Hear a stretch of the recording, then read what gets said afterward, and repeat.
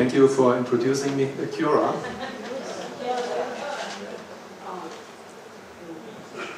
So I came about 27 years ago to New Zealand, worked with GNS and developed new techniques which help us to understand how the groundwater system works. So we just saw in the talk from Scott that the groundwater is a very important resource, not only to pump it out for our use, but also to keep the rivers flowing in summer when it doesn't rain. So I have developed especially isotopic techniques which can tell us where the sources of the water are, of the groundwater, where the flow paths are, and how long it has been underground. So there will be quite a bit of in this talk about groundwater age, and I will tell you in an example first why we do need to understand how old the water is. So this program is a collaboration. It has three main parts. One is on the left, led by Kev Moore. She is developing new models which better help us to manage water resources. And then we have the Mataranga part, which is led by Ocean Mercier and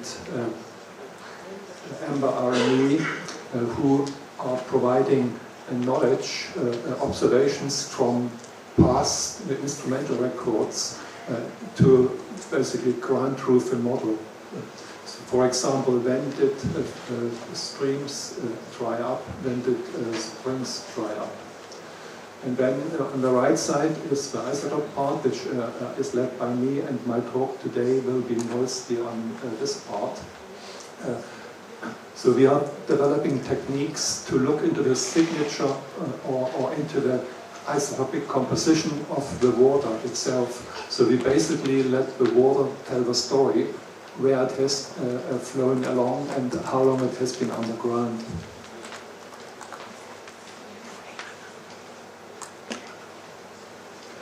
Before I start with the Heratana plains, I just want to show on one example why do we need to know the groundwater age. So this is the neighbor region here, Horizons. We got Palmerston North here, Horotenua, and up here Whanganui. So what I'm showing here is nitrate in groundwater. And we can see that red colors indicate high nitrate. So we see a lot of nitrate in groundwater in the Horotenua area, but there is no nitrate in the remainder of the region. We know that nitrate contamination in groundwater is mostly caused by intensive dairy farming, and the problem is there is dairy farming everywhere here. So why is in some parts nitrate in the groundwater and in other parts not? If we now look into these areas where we see the high nitrate, for example in the Horotenua, so now we have measured the age of the water. So what we see is that the water, where we see high nitrate, the water is very young. In all the remainder of the area, the water is very old. So the water is just sitting there, it's not connected to the surface. So that means the nitrate from the surface doesn't go into the groundwater system, it goes via surface flows into the surface water bodies and out to ocean. So without knowing the age of the water, we can't really understand what is causing the problems. And how can we measure groundwater age?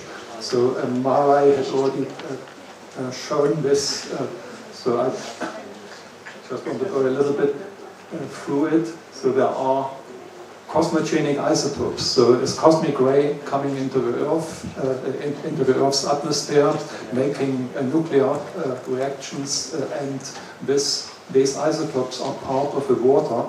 And that then once the water goes into the groundwater system, so after it falls rain and seeps into the ground, then these isotopes start decaying. So we can basically, from the concentration of these isotopes, we can measure the age of the water, so how long it has been in the ground. So there are a number of these traces which we measure. So one is the tritium, which I just showed an example, which is in cosmogenic isotope, shown in blue. So down here is the time scale, so 1960 to 2020. And there are also other chemical substances like CFCs. You probably remember chlorofluorocarbons, and they have been used in spray cans and in refrigerators.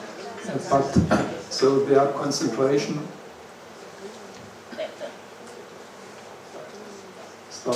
once humans started using these substances, their concentration in the atmosphere increased. And we can, by measuring the concentration in the groundwater, we can relate this to the time when the water has fallen as rain. So using these techniques now in the Harappan plains, we are trying to better understand how the groundwater system actually works here. And this is a figure from about 30 years ago, so this is the knowledge from 30 years ago, how the Harappan plains system works.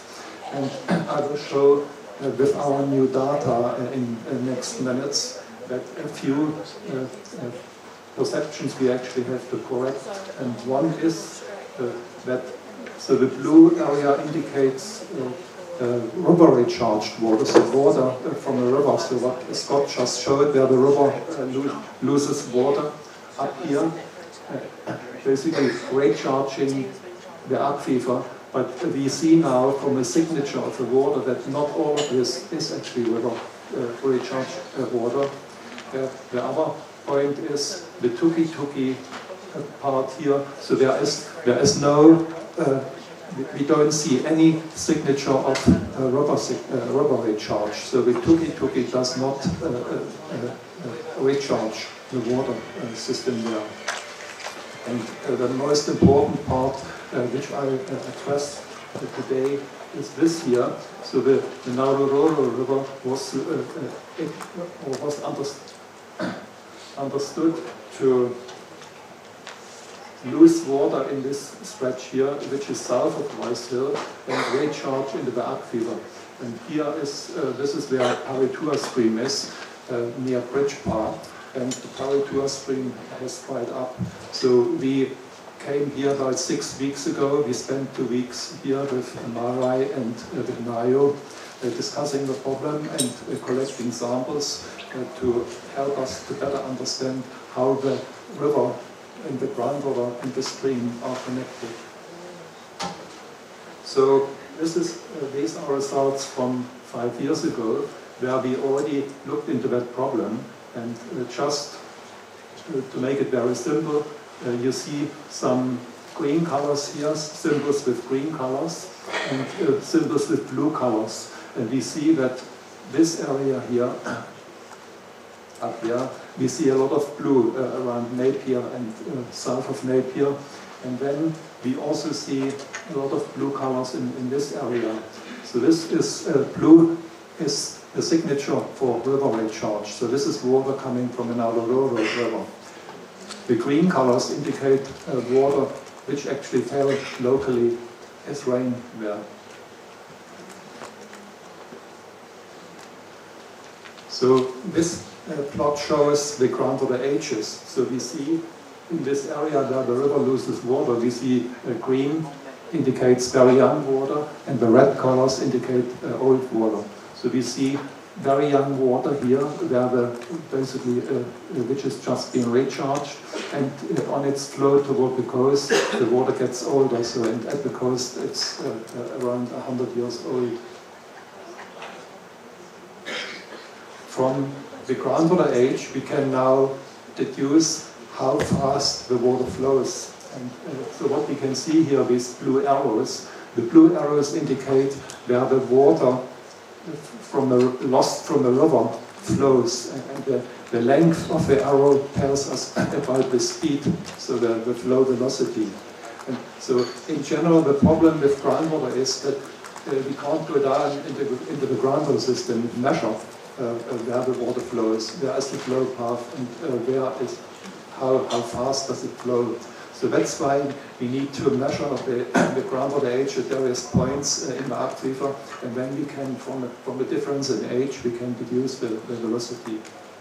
So we see high flow velocities in this area and toward this part here. So it's basically like a buried paleo river channel. So the remaining question was, why does Paritua stream dry up? So if there is a connection of an Aurora River into the system, then there should actually be plenty of water supply available to not let the stream dry up. So what I'm showing here is chloride.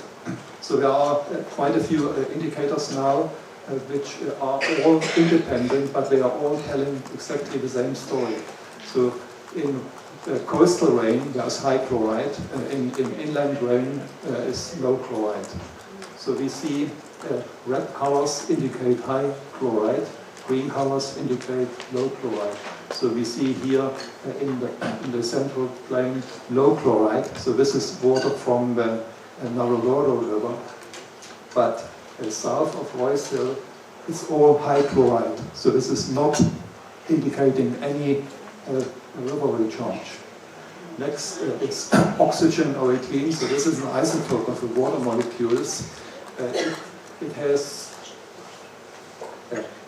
the river has a different signature because it's coming from a higher altitude, so at a higher temperature. So and the stable isotopes depend on the temperature. So we see again that in the plain up here, south of Napier, we see the signature of river recharge or river water, but down here there is no signature of river water. Nitrate. The river water doesn't have nitrate, so we see all low nitrate here, but in south of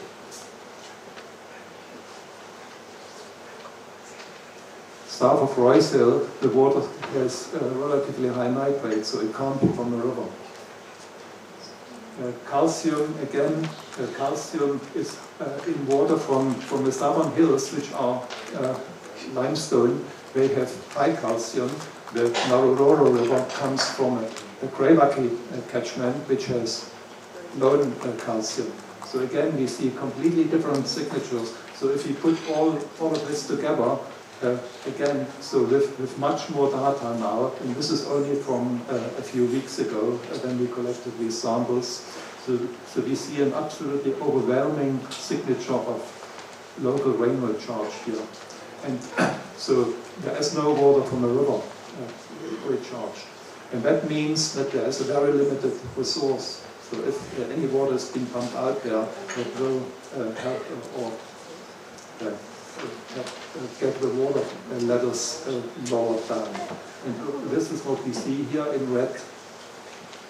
This area here, red indicates very low groundwater levels, so the water levels have decreased. And there is also a plot here from one of the regional council monitoring wells, which is near Bridge Park, where we clearly see the decreasing water levels, and in particular, which I highlighted here in yellow, the summer lows. At high pumping, we see the water level dropping further and further.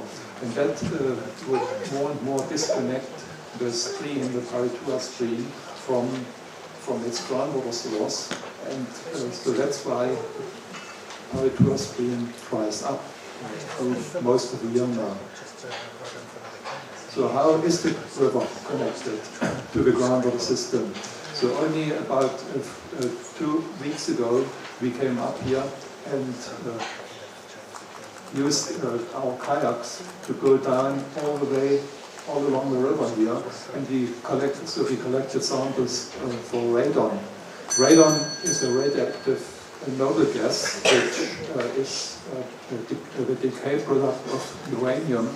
Uranium is part of the rocks. So groundwater takes up that radon, and so groundwater has high radon, while river water doesn't have any radon. And so where we see high radon, we see clearly where the river gains water from a groundwater system. So here in red, we see clearly where the river gains groundwater, and then further down here in green, this is where the river loses water. And further down here, we see it's getting basically red again, and this is where some of the water lost from the river gets back into the river. So on the same day when we collected the radon samples, we also got Matt Brown from Hydrologic. He measured the flows for us, and this shows exactly the same picture. So we see again, so the size of the bubbles here is flow related to flow. So we see the increase in the bubble size, the increase in flow through this area. This is where we see high radon, and then the flow drops sharply, and this is where we see no radon. And then down here we see elevated flow again, and this is where we see the radon coming back. And conductivity shows a very clear picture also. So we see the green indicates the Naruroro River signature. Then we have 2 points here on the right, which have a slightly different conductivity of the water. And that is basically, that's also where we see elevated radon. So that is the water from the Maracaibo stream flowing underground and then popping back into the river here. And what we also clearly see is that stream also changes the composition of the river. So we see a lighter green through here, and then that stream contributes much more flow, and we see a completely different conductivity. So further down the river, so we see the signature going more and more back into green, which is basically when the water lost from the river basically dominates the signature again. So that's also supported. The dissolved oxygen in the river is higher here, and this is because the groundwater basically seeps back into the river. So what's next? So we have developed these techniques here in the Harapana Plains, and so we are basically, I couldn't show the groundwater age model data yet because it takes about another 2 months to analyze this. So we are waiting for the groundwater ages, which will tell us exactly how the system works, and this can then be used to produce detailed flow models. And what we have done here is basically a very good pilot study developing techniques, and these techniques are now being used all over the country, and our program is aiming to produce a national model of groundwater flow within the next 3 years. Thank you.